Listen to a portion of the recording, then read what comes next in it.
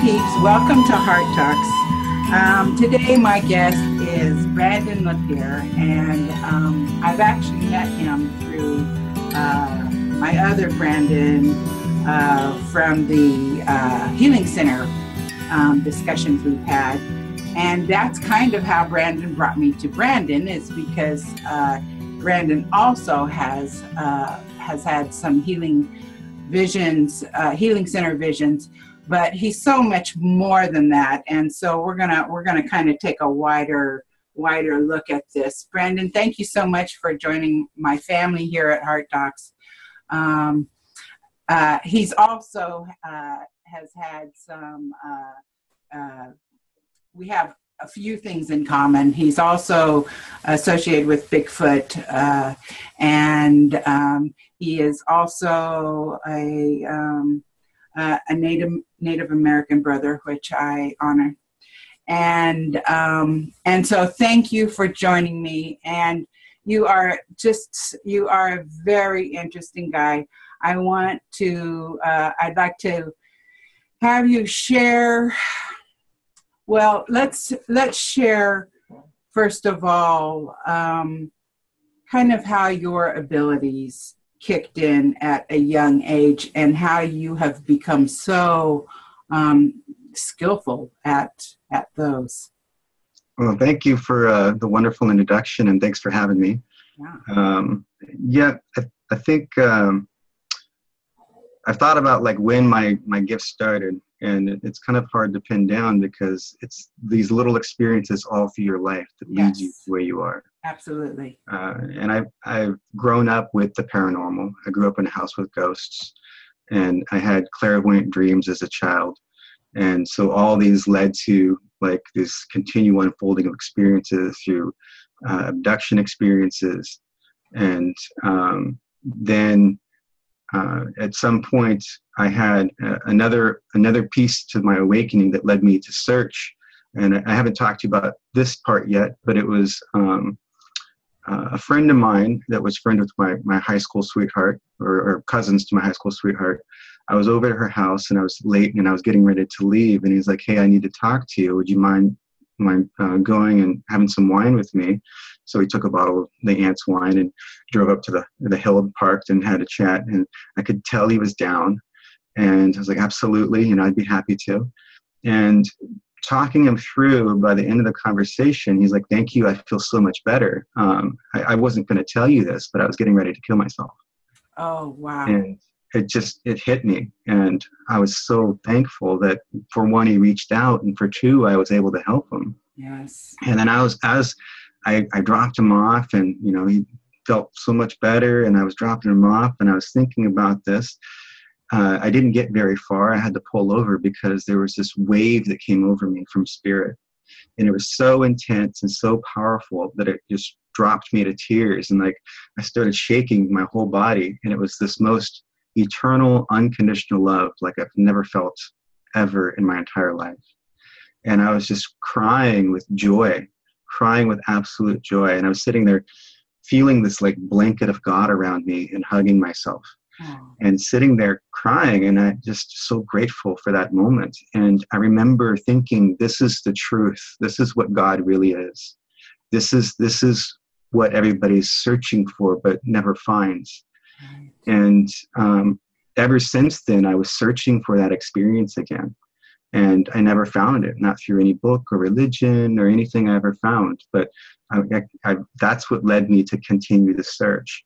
And so I joined the Marine Corps later on, through this heartbreak, and had some interesting experiences happen in the Marine Corps, very profound spiritual experiences while I was in, but I never really had that connection like that. And then at some point I began searching again, and I eventually found this book by Sylvia Brown, and it was like the other side, talking about the other side. And I was like, there's some truth I found, and it like finally resonates. Something like it wasn't all resonating, but there was enough in there that felt true that I was like, I feel this. And then And that, like, I started having guides wake me up when I was late for work. You know, I get this poke in the ribs and this, Brandon. I was like, oh, okay. And I saw my dead dog come to me, and my dead father came to me, and I started having all these spiritual experiences begin there. But I didn't really develop them too fully. I just had them sporadically here and there when I tapped in. Right. And at some point, I knew I needed to go. When you had those experiences back then, did you kind of keep them to yourself, or did you have people that you could talk to? Or no, I didn't have anybody I talked to. I would share little tidbits here and there with certain people, and it was kind of like over the head, and I was like, okay, you don't understand, I'll just keep it to myself. Right. And so that was the majority of my experiences. I just kept it to myself because I knew nobody would understand. Right. I always felt different my entire life, like so many of us light workers. Right. So it was just one of those things I didn't really talk about very much. Right, right. Were you able to talk to your mom, knowing your relationship with your mom? My relationship with my mom now is completely different than it was before. She had her own wounds, you know, some deep wounds, and she was literally not the same person back then. Like, she had some psychological trauma that manifested in some mental disorders, and she don't remember even now. She doesn't remember so much of what she did. It was traumatic for me. But she was also intuitive and psychic back then. So she did have those things appear, like she knew who the phone was for before it rang, and things like that. She knew things that I was doing. She was like, Brandon, stop doing this. I'm like, how did you know that? She's like, I just do. It's like, I don't believe you. You know, as a kid, I was like, oh, how does she know that? But there's so many things like that she herself didn't develop until way later either. And so it was kind of like this place where we separated and then came back together, and then we started working on healing together. Right. And then that's nice. So now it's like she's one of my best friends, and we've got this really tight-knit bond that, you know, we've never had before. But it was through a lot of healing that happened. Right. And so that through that experience, a lot of like my beginning pieces to awakening happened. Like, she told me when we first had our conversation, realizing that we split off, and the religion, I was in this Christian church, and I was like, I refused to go. I was like, this is not the truth. This is not, they're condescending. They're contradicting. I'm out. And I told her, like, you can beat me, you can ground me, whatever you have to do, but I'm not going. She's like, okay. That was convincing. She went for a little while, and then eventually, like, some things happened, so she no longer went either. And then we split off and, like, dropped spirituality, and we came back pretty much the same place of our understanding, because I opened up and started talking to her. She opened up. She's like, I agree. You know, I've been thinking that same thing. And so, like, our paths split, but we were parallel, and they came back to this nexus point. Wow. And part of that awakening piece is I told her, like, hey, I'm going to a powwow today with a friend of mine. And she's like, be on the lookout for an old man. You won't recognize who he is at first, but you'll know it when you come back around the second time. I'm like, okay. I'm like, what does that mean? And she's like, I don't know, but tell me when you find out. I went there, and I knew who he was when I saw him. I'm like, okay, it's probably him. She's probably right. And I came back around. I'm like, then I knew who he was. I'm like, and he looked at me, and he did this little silly dance. I'm like, that's totally him. And I walked over. I'm like, hey, my mom told me I should meet you, and I would be meeting you. I'm not sure what that's about. And he's like, he was a native jeweler guy. You know, he's like, well, it's because we know each other, but it's not from this life. I'm like, oh, okay. And I knew that was really the whole point of that interaction, was to tell me that there's this whole other side of things that I hadn't been told. Yes. And so that was like the beginnings of things. And at some point, you know, I continued my life after the Marine Corps. And in the Marine Corps, of course, there was a lot of partying. Wow. And after the Marine Corps, there was a lot more partying. And I was like, I got to get out of here. This is not good for me. I have these dreams. I have these goals. I feel like I'm supposed to be doing something that I'm not doing. And so this opportunity came up for me to go to Iraq. And then I knew it was going to be profound for me. I just didn't know how. And when I got there, of course, as a contractor, because this was already after I got out, all these things started happening because I had the opportunity to meditate every day. And so I was meditating like 1 to 3 hours a day. And this is for like the whole year that I was there. And I started working on my gifts, my psychic gifts. And so I started having these telepathic interactions with people. If they were looking at me, of course, they looked confused. If they were looking away from me, they would respond verbally. I was like, this is really interesting. Yes. And I started having these manifestation experiences where things would just happen as I set my intention towards them and aligned with my intention. And I could change my environment from moment to moment through my thoughts. And being in a little isolated compound like that, it was the perfect test environment. And so I would always test things and play with them and experiment. And so it was during that time also that my mom got sick. And well, she was already sick. She was sick with fibromyalgia, a tumor on her brain, degenerative disc, Raynaud's syndrome. And then she had the psychological disorders that we mentioned, and she was suicidal. And so this suicidal thing that she had going on, like I was at that point had developed this telepathic link with her already. And so we would talk back and forth, and she would like, hey, you need to contact me, or like, I'm worried about you. And I got it. And I would call her, and she's like, oh, you got my message. So I was like, yes, I got your message.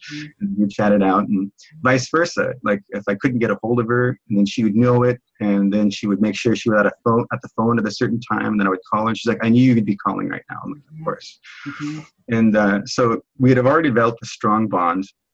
And so, of course, I knew when she was like desperate for help and she needed help right then, it was urgent. And so I searched out for a Reiki healer. I was like, well, there's got to be something to this. I have all these gifts happening, these experiences. I'm going to try this. And so I searched somebody out. I found this person. It was way overpriced. And so I purchased that, hoping like this person would know what they're doing. And I contacted my mom after, and she's like, well, I don't feel like I want to die today. And I was like, okay, that's it. That's not good enough. And then the next day, I was taking a shower, and this hologram of her popped up in front of me.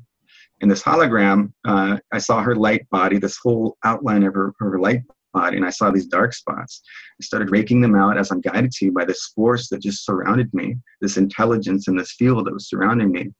And I could zoom out and see the whole property, and I would drop atom bombs of light is what I call them, but just these huge explosions of light over the property, and then zoom back in and then work more on her. And then I went back and forth like that for 20 minutes, and it felt done, and then the image just kind of faded away. I'm like, well, that was interesting.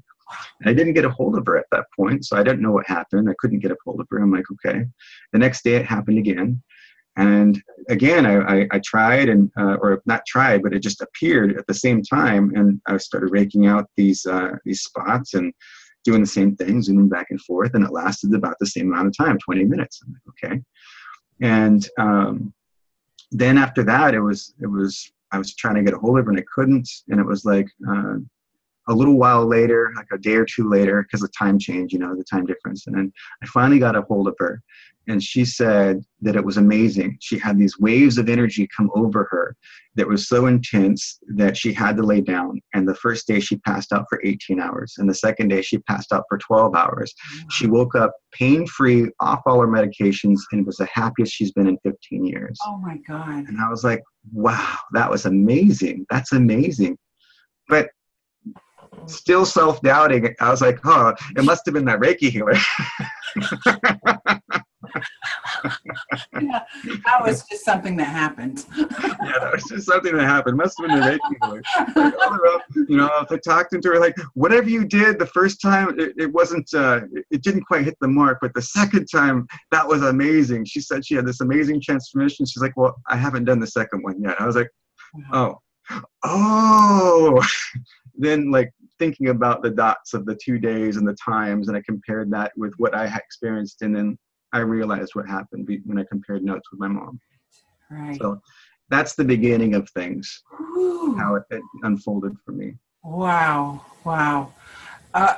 Okay, and I said this before, and I'm going to say it again. The fact that you have come out such a bright light after having an abductee experience and after being in the military. Brandon, I want to tell you and acknowledge you as such a bright light to be able to make it through all those experiences and have what it takes to give, to heal, to see the world new. Man, I honor that a lot. So I feel the strength in you. In fact, what I'm feeling from you is that you kind of went through it, even with you were sort of like the Buddha. You were sort of going through the middle, and to take that opportunity to do meditation instead of going crazy. Well, yeah. I mean, parts of that, I felt so isolated over there, but I still had one friend I could talk to. And so I told them all my crazy dreams I was having because of this like blossoming over there. And right. Yeah, so I did have that, but it still felt like I was completely alone at the same time. Absolutely. And that is something that all of us light workers have, is that we have had to come through immense challenges. Mm-hmm. And there is a lot of solo time and I think it's intended that way so that we will go inward and work with our guidance. And because it is so important that we have to let go of things out here that we have been taught falsely, and having that ability to weave through that and see through it and keep moving forward in your path is that's what we do. And yeah. For those who are getting ready, who are going through that turbulence, if you're young and your family's falling apart, or, you have, injuries, or, military, something immense happened to you, believe me, it's going to pay off. You're going to learn something so extreme from it, and could become skillful all the way to mastering the ability. We don't have these experiences for no reason. We have them all for a purpose. Right. And the deepest shadows always become our greatest gifts if you have the wherewithal to stick through it and see it through. Yes. And the fact that you had these phases where you say, I went out and researched. I had to do that too, because I was astral traveling and I didn't even know it was called astral traveling. I was just having these experiences and by, kind of barely telling people about it. And like you said, you just learn very quickly not to talk about those things. Mm-hmm. Well, I painted my experiences. That was my therapy, so that I didn't go insane, so that I could say, yes, this really happened. And hopefully these shows are going to be a gift to those who are awakening. And you can hear that, yes, we have challenges. And yes, we go through a lot of stuff. And yes, we're so happy about it afterwards. And it is normal. And this is how you awaken. And this is how would you find your abilities if you did not have a course to take to find them?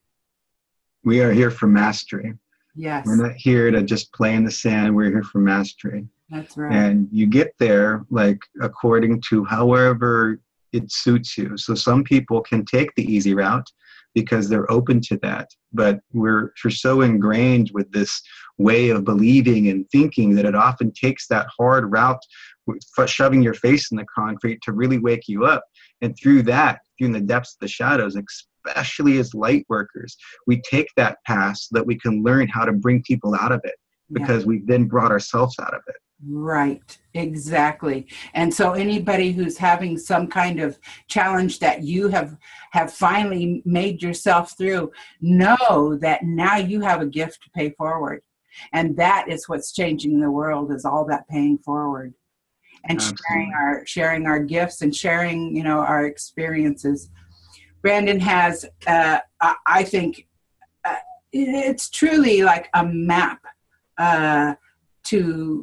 for healing. I think you've laid it out really nice. It's called the 5 pillars. The 5 pillars of health and wellness. So in all my research and searching for how to improve myself and how to find out what was like the common links between all these other people who've overcome impossible illnesses, impossible situations in their life. And people like Joe Dispenza, looking at people who have overcome things like HIV and all these other things they said are incurable. And in every case that I found them through these, what I call the 5 pillars. And they consist of the physical pillar, the emotional pillar, the mental pillar, the energetic pillar, and the spiritual pillar. So the spiritual pillar is the path to basically renunciation, where people give all of themselves, including this illness, the control, the struggle, they give it all to God or whatever they feel their higher power is.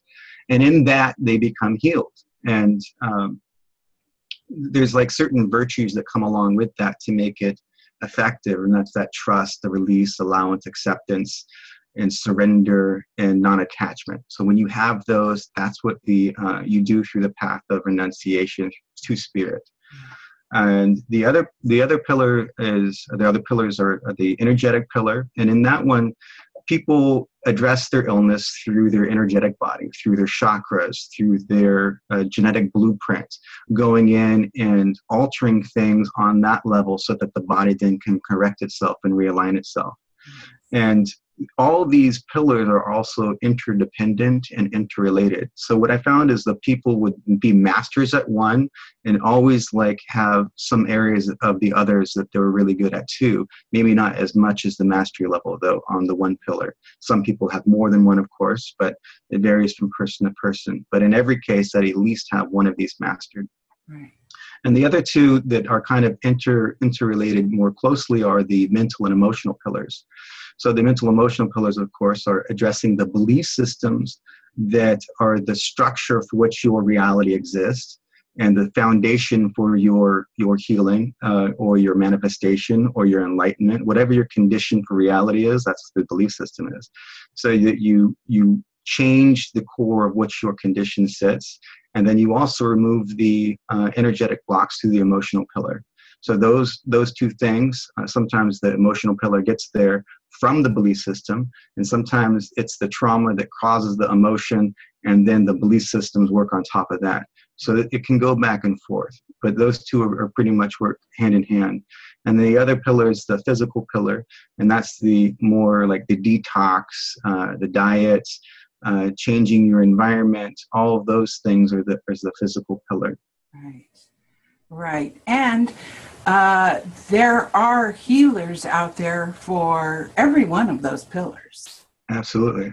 And, as a gatherer, I am happy to say that I probably have just one of just about everything now in my Heart Talks family, which, I've only used healers like for the last 20 years. And I collect healers, and because it's so, once healers can get together and have a safe place to talk, boy, we have great conversations. Oh, yeah. And there's such great energy exchange. I was just heating up. I can feel your energy. Man, you are a bright star. Woo! Thank you. Okay, so now, are you, is this your approach to healer? As a healer yourself, do you take those 5 approaches? How do you work that?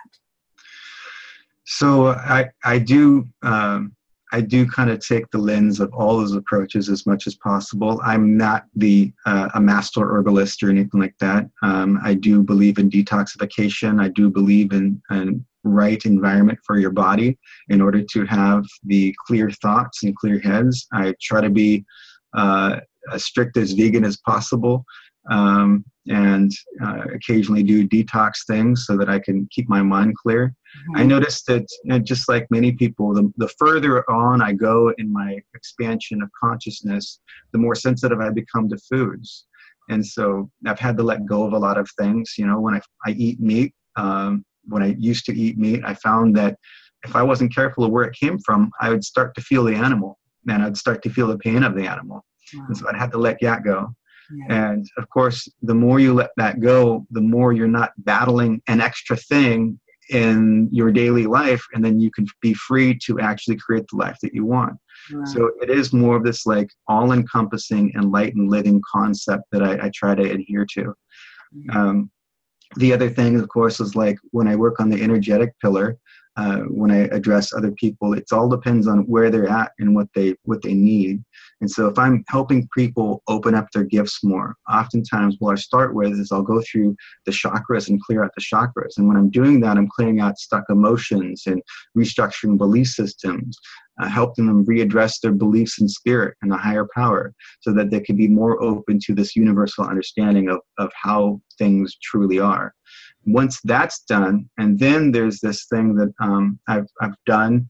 It always happens like, when the person's ready, but there's this energy that comes in and opens up and expands as my energy connects to theirs. And sometimes I'll see like the multiverse flooding in through their crown and then opening up through their third eye. And in that, they are really embodying the energy of this cosmic consciousness. But, you can't get there from here. You have to start by clearing all the stuff out of the way first. Right. So it really is a little bit of all of these pieces.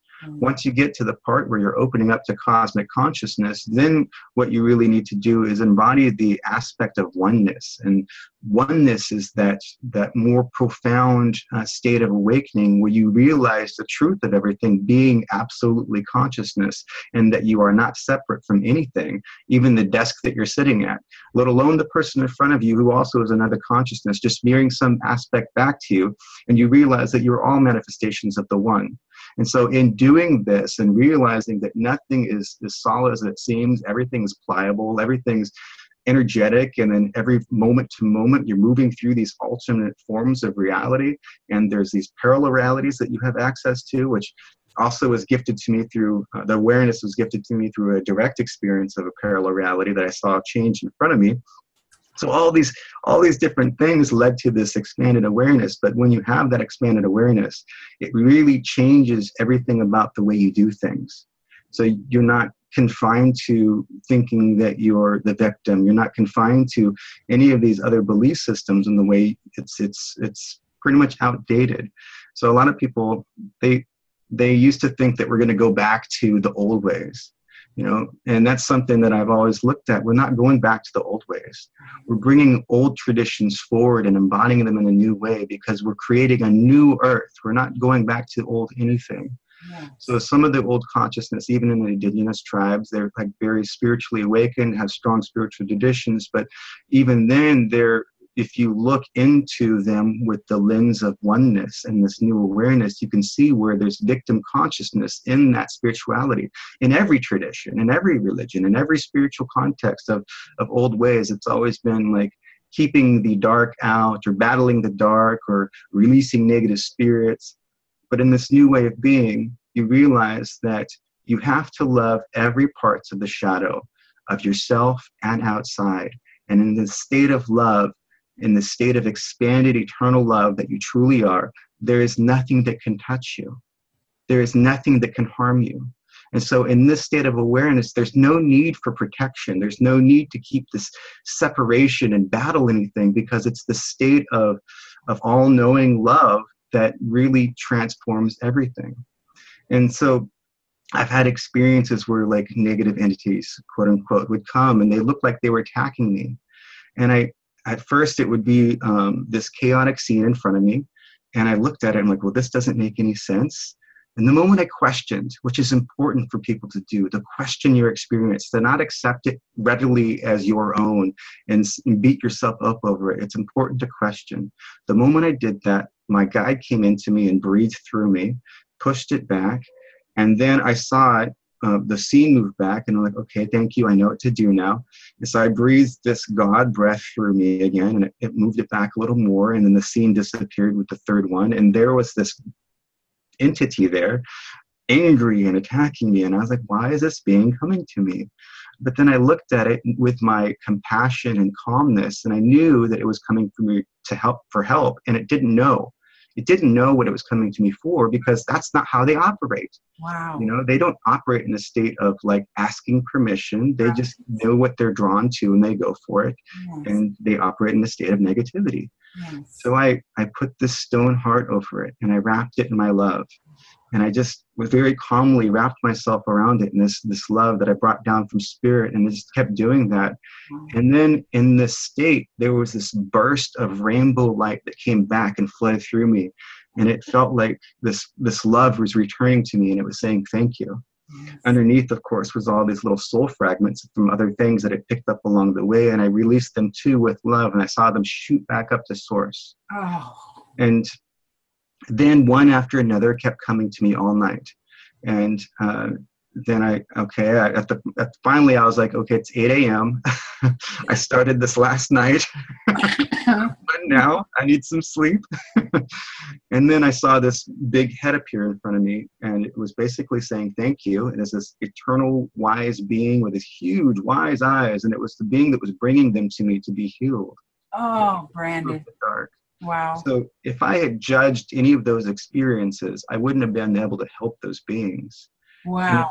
It's the same no matter what you see. When you look at the dark, you can't judge it, because it's a state of existence that allows our experience to occur in the way it does. And so if you look at it from the lens of that, just like we have to go through these traumas and the shadows in order to come out with this greater wisdom and the light, if you look at that as existence and reality as a whole, you see it's the same thing. It's the macro that occurs also in the micro. It's vice versa. And that's what the experience is really going on. Wow.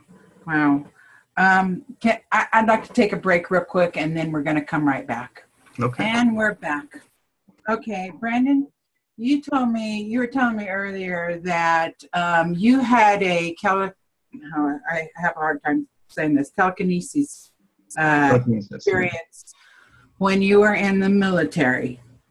I had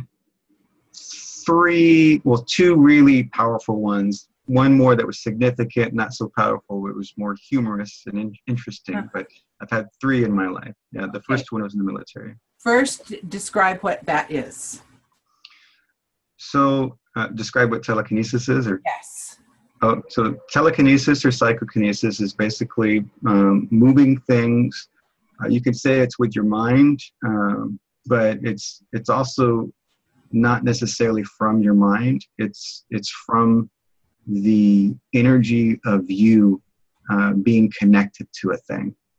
And so it's not like, I think that's where most people trip up when they're trying to do these things, is they're trying to think it into occurrence.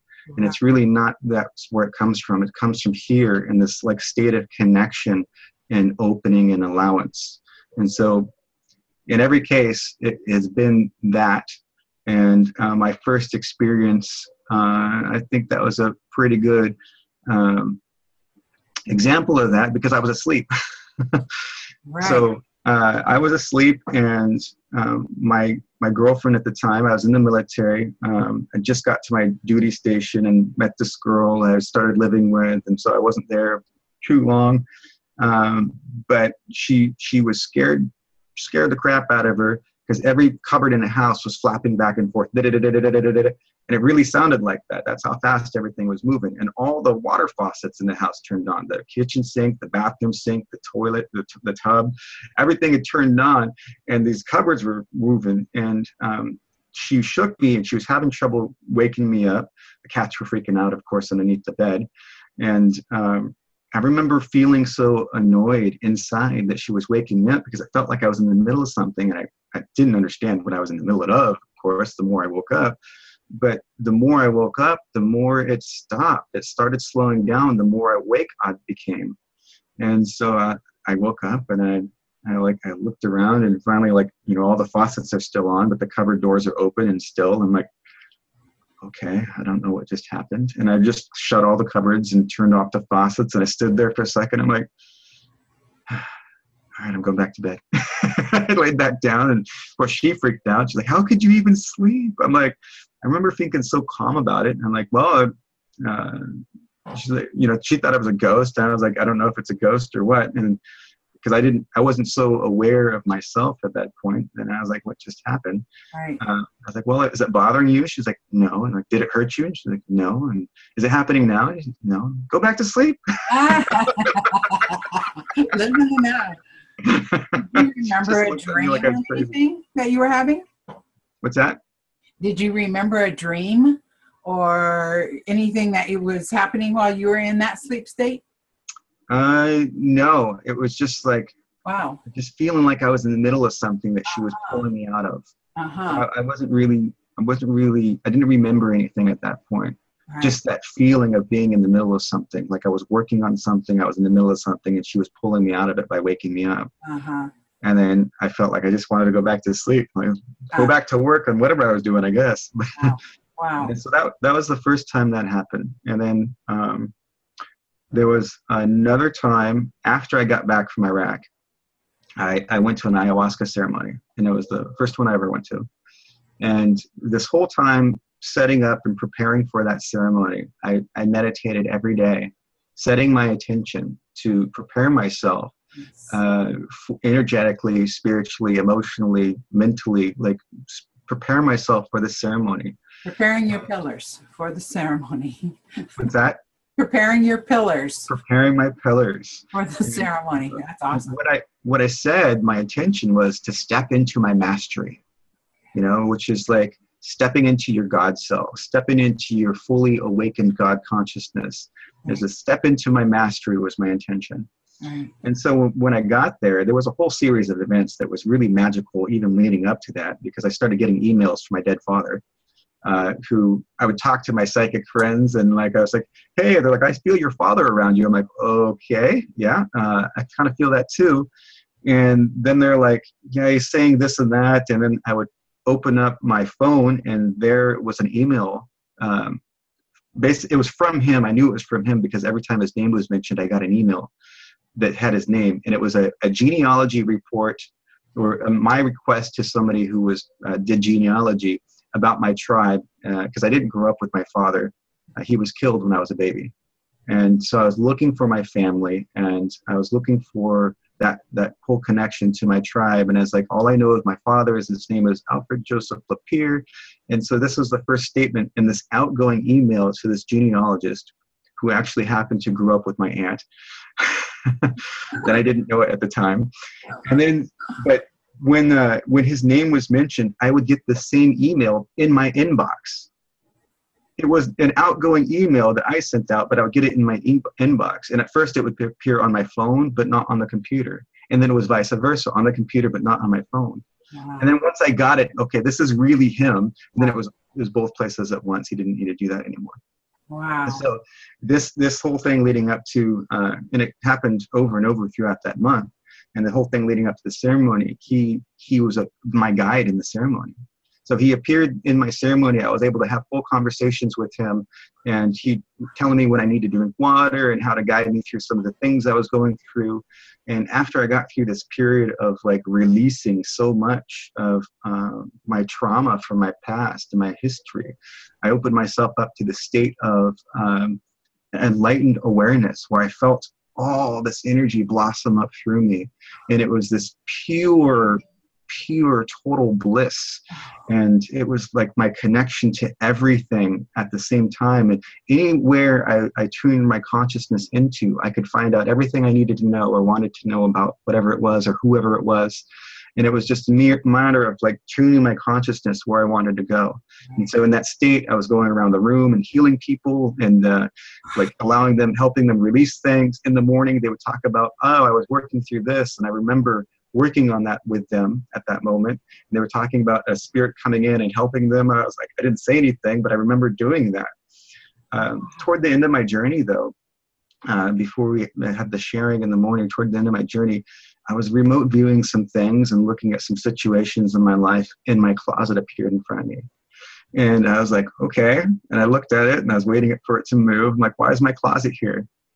All right. And it didn't move. So I was like, all right, well, let's get rid of this. And I went like this and with my hands, and I saw my closet go. I was like, that was strange. And then I kept going. And then, after the ceremony, I went home. and I walked downstairs, and it was one of these rolling closets, right? A wardrobe on wheels. Right. But it was an expensive one. So it was thick bars, big, thick knuckles that were supposed to carry like 300 pounds, and, really heavy duty. And the bar on either end had ripped straight through the knuckle, and my closet exploded all over my room. My clothes were all over the place. And it was straight through horizontally, so it didn't collapse. There was nothing else that could have done that. Wow. And so I was amazed. I'm like, my closet exploded. Most people would be upset, but I was so excited because this thing happened that I was a part of from a distance. I ran upstairs to talk to my roommate. And he's like, it's strange that this happened at 2 a.m. I'm like, yeah, it happened around that time. And he's like, well, I was playing some video games, and I think we were playing Call of Duty or something, but he was playing some video games, and he heard this loud explosion. He paused it and listened, but then he thought he must have been overtired or something and imagining things, and he just kept going. So he heard this explosion go on. They had no idea what it was. And then, so that was my second experience of telekinesis. And it was truly amazing. And again, it wasn't one of those things that I thought or even intended. It was just a happening that occurred out of my connection to the image that I was seeing. And my intention was to get rid of it. And this is pushing off to the side that literally forced that of the physical to push through, and everything just explode all of my room. Right. There's the last one that I had that was more profound. Well, not more profound than those, but it was interesting and kind of humorous. As I was looking for in my vitamin drawer, I'm like, okay, what vitamins do I need today? And that was the only thought I had in my head as I opened this drawer. And then the pills inside the spirulina bottle started going back and forth. And I was like, okay, that's what I need. Wow. And then, those are the three main ones experiences that I've had. Everything else have been like little things here and there, but. So do you do it on purpose or do you just practice, or have you found man, I really need this to kick in right now? Have you had moments like that? I haven't really found a need to develop that in particular gift. So I think it's not having the need. I really didn't go into it more. The only thing I know that developing it further would help with some things. Like telekinesis can be linked to healing if you know how to use it right, but it can also be very dangerous if you don't know what you're doing. Right. So there is that use for it. Unless you want to use them for the dice table in Vegas, there's that too. Now that's what everybody wants. That is what everybody wants, right? There is a guy that teaches that actually, but yeah, didn't they start with goats or something like that? I don't know. Oh, goats, miniature goats, right? Yeah. I love that movie. Oh, okay. So, what are you doing these days? How are you using all your abilities these days? These days I do healing work and coaching work. And so it's a lot of the things that I've worked through, I use them to help people in different ways. I'm kind of like one of those jack of all trades people. I've always had big visions and big dreams. So I've tried a lot of entrepreneurial things, and I draw that into what I do. I've tried all these different healing modalities because I wanted to understand the fundamental link between them all. So I've studied all those and have really interesting experiences. Tumors disappearing. My mom's tumor in the middle of the brain actually is gone now. So different things like that. I've had things disappear while I'm touching them and intending for them to go away. All kinds of different healing experiences. But then often people will come with stuck places in their life, and for that, or they want their gifts opened. So that's something that a lot of people come find me through the woodwork spores, opening up gifts. I had a healer that helped me through that. And I didn't even know that it was time for that. Mm-hmm. All I know is that I kept looking at everybody's gigs and I would think, oh man, like they're really using theirs. I should do something like that. And I would see them and what they're doing. Oh man, I'd love to learn that. And the whole time I was watching everybody else having their good gigs, I was sort of developing mine, but I didn't consider it a gig. I was just like, that's just what I do, but look what they do. Well, I had my healer come in and I said, just give me a good zapping. And all of a sudden, my gig became my own. I owned it. It was just so ridiculous because I'm just like, oh my God, what have I been doing? I've got this amazing gig and I've been absolutely ignoring it because, theirs look better and theirs look good. And, everybody's got this like amazing gig and something happens. And just like you said, you open up and man, I was, and it was so cool because all of a sudden I was seeing me differently and I thought I was pretty cool. I thought it was cool what I was doing. That, man, I've worked hard for this.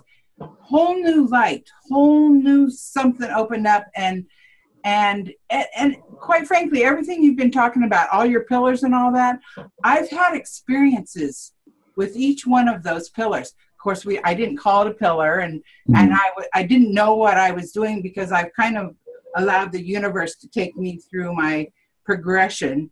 And luckily it's happened that way because I asked for it to. But this is a new time and people need to get on board. And, like the emotional pillar, some people, if you don't even know that there's that area that can be healed and needs to be healed. That's another thing I want these Heart Talks shows to do is show you. There are these many layers that are a part of who you are that could use some attention. And I suppose,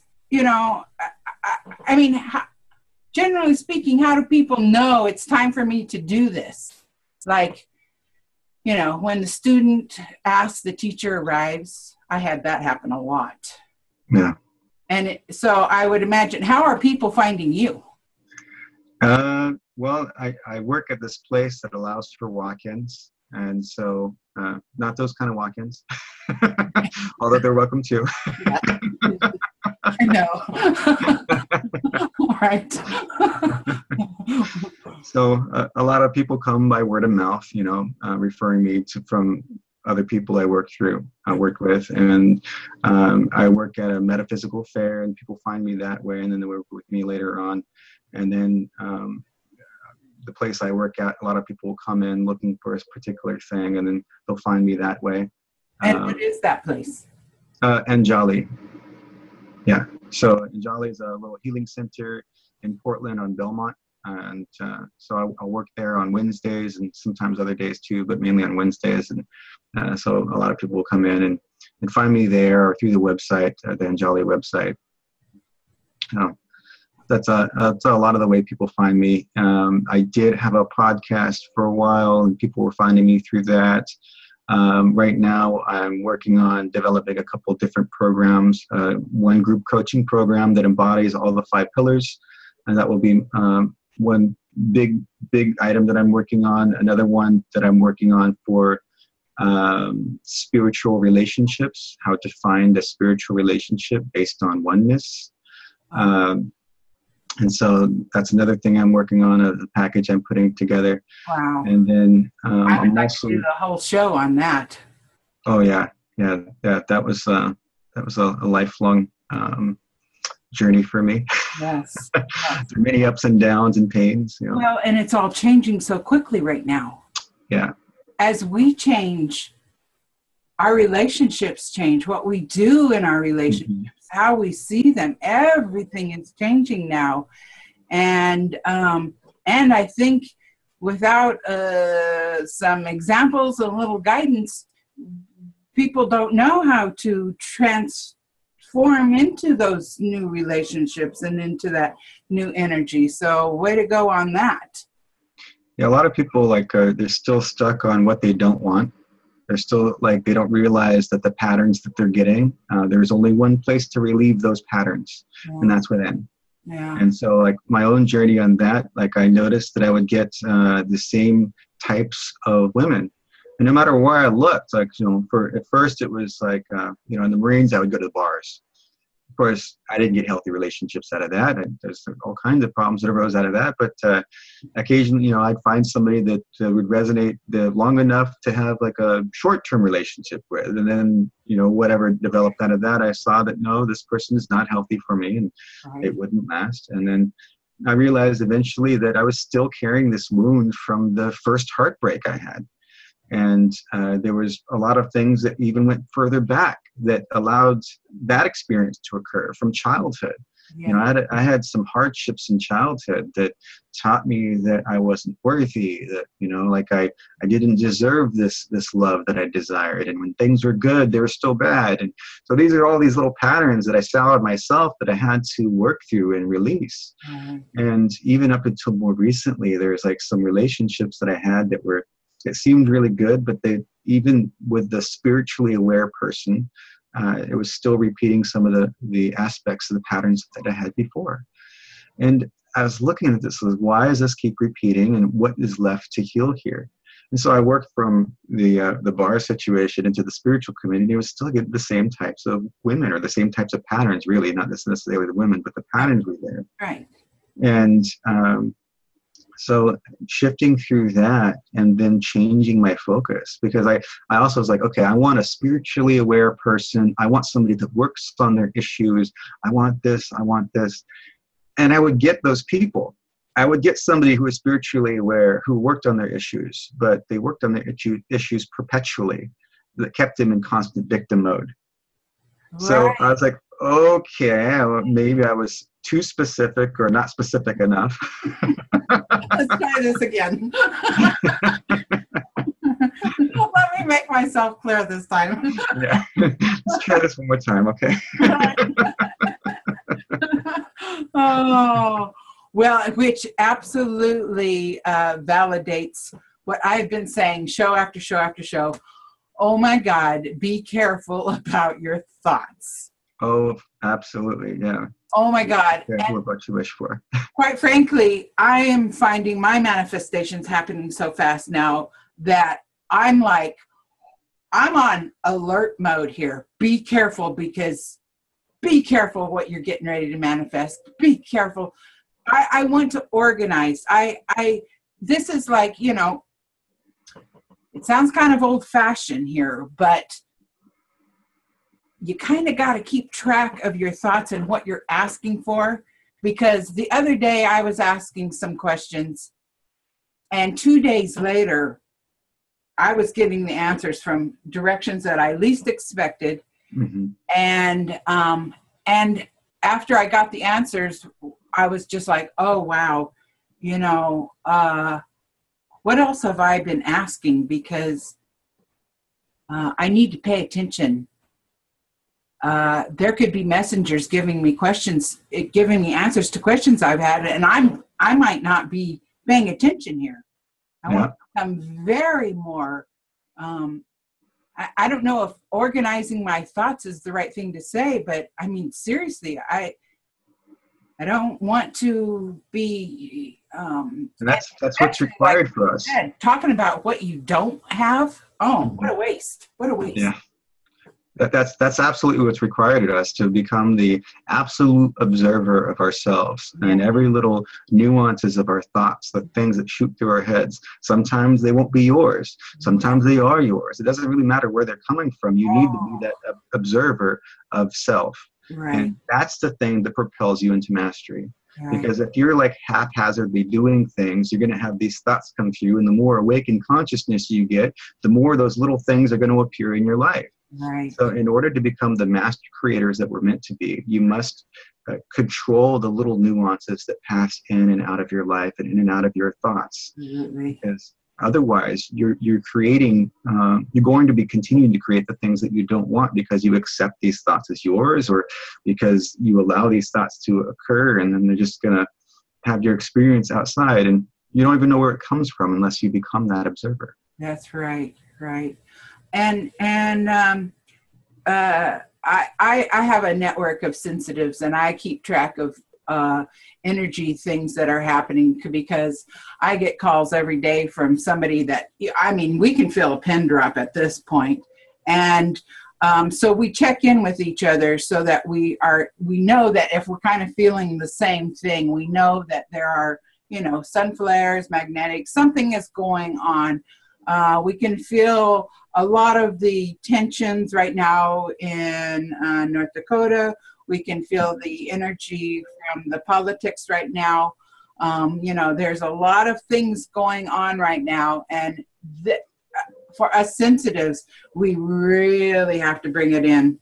We really have to be careful right now. And I know that I'm in a phase right now where I'm living by myself, so I get to just bring all the magic into my world. I've made a magical world, and I'm very protective of it, because right now I am growing. I am moving about the universe. I am creating with every thought. I know that I am, and I'm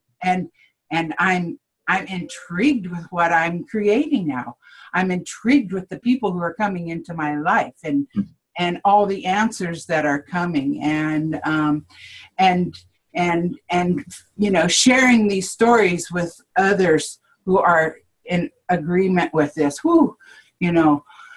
I hope people can understand and see that we're doing this because we have been chosen, and we choose. Yeah, absolutely. Yeah, it's all of us on this path. It's like this calling that just pulls you forward. And in that process of awakening, there's something there that you're meant to do, something calling you forth, and you have no idea what it is, but you just keep moving forward. And as you release more and more of that illusion, and that path becomes more clear. Yes. Yeah. Could you tell me just a little bit about your Bigfoot experience? Okay. So this started out really interesting because there was 3 of us, and we were sitting there, and we were talking about Bigfoot, and the idea came to just connect with them. And so we sat there, and all 3 of us are very gifted in our abilities and awakened in our abilities. So we connected to them. And then we felt them come in. There was like 2 of them. One in particular was more like the communicator with us. And they were really interested in the fact that we were able to communicate with them in the way that we were, because they were like, not many humans can do that. And it was like telepathic communication. So it was full body, full energy communication between us and them. It's not like a projection of thoughts. It was more like the energy itself is what's speaking to one another. Yes. And so they basically had this interest of meeting. And then we kind of left it at that. And it was really fascinating and interesting, but we left it at that. Sometime later, had this feeling, like many of my experiences, is like, I have this feeling I need to do something. And following that feeling leads to this experience. And so me and this other person were like, we need to go camping. And I was like, I don't know, we kind of had an idea. It was either one of 2 things we were going to meet out there. And either from the stars or from the earth. We didn't know which one. And then we kind of followed it, and this is the area we need to go to. And so we went over there when we found this beautiful spot. And the first night it was cool area, and we camped there, and we were sitting there, and I could feel them watching. Like I closed my eyes and I could like connect with them and see them running up the trails to meet us where we were, and they were running through. And then we were sitting there by the campfire, and I could feel being watched, and I could feel them watching, but they wouldn't come any closer. Mm-hmm. I'm like, okay. And I couldn't get any clear communication with them right then either. I'm like, all right. And then I didn't know why. That night, I woke up in the middle of the night to go to the bathroom, and I looked up, and there was this a suspicious star. Right. And it was hanging out, and I connected to it, and I got this really bad feeling. Don't do that. I'm like, okay. And I pushed it back. I'm like, all right, I'm going back to bed. So I went back to my tent, and then in the morning, she told me that she was dreaming of mantis beings drawing symbols on the side of her tent. Like, it was really real and vivid. She had that experience. I'm like, I don't know if it was because I connected with them or not, or they were already coming. Did the Bigfoot know that they were coming or watching? Probably that was the most likely scenario, that they knew they were watching somehow. Mm-hmm. And so that was that night. And the next night, I found another spot that was even more awesome, because it was right next to the river. And it was this just totally awesome spot that I couldn't find again. But we went there, and we were sitting there, and it felt completely different from the night before, in that it felt like a void. So I couldn't connect with anything. In the middle of the night, somebody fired a shotgun, because there was only one camper in the area. They fired a shotgun. They got spooked at something. I was like, okay, what are they getting spooked at? They went to the wrong campsite, guys. Over here. Yeah, we're over here, not over there. And so it felt like something was watching us in the dark, but I couldn't connect with what it was. And anybody that knows anything about the Bigfoot, they're very gifted at shielding themselves and projecting themselves when they want to, and they're very gifted in that regard. And so I couldn't get anything. It was like a void, and it really freaked her out. And she's like, I'm going to bed. Fire was almost out. She's like, I'm going to bed. And she went to her tent, and I'm laying there. I'm like, okay. And I laid there for a little bit. And I'm like, all right, I think I'm going to go to bed too. The fire's pretty much cold. And she started snoring like 5 minutes after she got to her tent. And then I went to my tent, and as soon as I like zipped it up and I was laying there, I heard these footsteps. Dum, dum, dum, dum, dum, dum, dum. I was like, okay. Is that a human? What is that? It was very bipedal, obviously. So I'm parked. My tent was right next to the car. So I start beeping the car. I'm like, if that's a human, I'm going to scare him off knowing that I'm awake. That's funny. I never thought of that. And it didn't move. I was like, okay. And then it's like it had this handful of sticks, and it was really high up where the sticks were, because it kept breaking them. Snap, snap, snap. Oh, yeah. Letting me know it was there. It was aware. It knew it was connecting with me. Yes. And I part of me starts freaking out a little bit. Okay, what? Because I've never seen them before this experience. I'm like, what is this? Okay, how's this going to play out? And part of me was like, what next? And then I got this wave of energy coming from it in the word friend. Oh. Friend. And I was like, oh, okay. And immediately I was like, oh. And then I was like, I sat there for a second, and I was like, okay, I really appreciate you coming forth. And I started talking telepathically. I'm like, I appreciate this meeting. I'm looking forward to the next one. I'm not sure if I'm quite ready yet. Like, I need to soak this in and integrate this. Yes. And then it was gone. I didn't hear footsteps going out. And, of course, the same way the footsteps, so you'll hear it if they want you to. Yes. And then over at the campsite where we were the previous night, I started hearing these howling. And it was like, if you've heard them before, it's kind of like coyotes, but not really like coyotes. These yips and howls, and there was 3 of them. And basically letting me know that, yes, it was them the night before that was watching me. It was them that was appearing and breaking the sticks. I don't have to second guess myself. Yes, it was them. And then, of course, I'm sitting there in my tent now, smiling, going, that was awesome. So outside of that, I've only had psychic communication with them here and there.